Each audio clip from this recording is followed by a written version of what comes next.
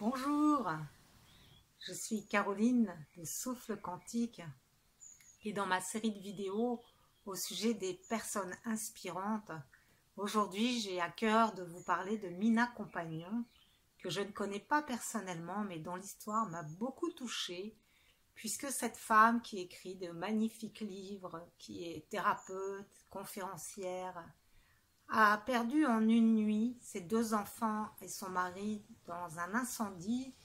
Et je ne suis pas sûre, vu la manière dont elle dit les choses, que son compagnon de l'époque n'était pas responsable en fait de cet incendie. C'est pas complètement clair à l'intérieur de moi dans la manière dont elle le dit. Et comme je ne la connais pas, je ne peux pas faire plus que des suppositions.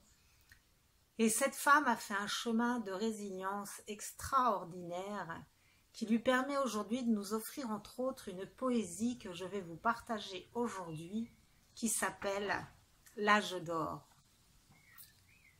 Il est si simple d'ouvrir son cœur quand s'en va le temps de nos peurs.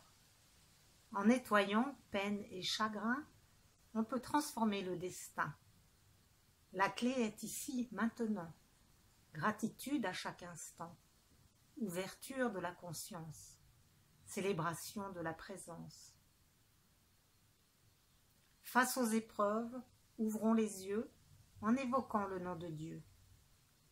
Pas celui qui condamne et blâme, mais celui qui élève notre âme. Nous sommes devenus ignorants à l'image de nos parents et de nos gouvernements, tout doucement au fil des ans. Déconnectés de la lumière, nous avons créé notre enfer. Croyant à la séparation, nous semons la désolation. Réveillons-nous, enfants du monde, éveillons-nous chaque seconde. Le temps est proche de l'âge d'or qui vibre au-delà de la mort. Intensément, réjouissons-nous, fièrement vivons debout. Ne désignons pas des coupables, ne cherchons plus des responsables pour les épreuves que nous créons par nos pensées et nos actions, car nous sommes les acteurs du scénario de nos malheurs.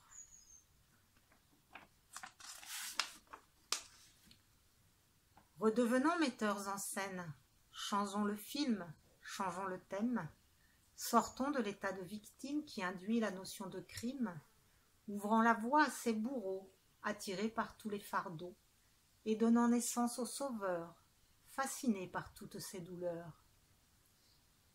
Victime, bourreau ou bien sauveur sont les trois pièces du malheur, piège créé par l'humanité, niant sa créativité.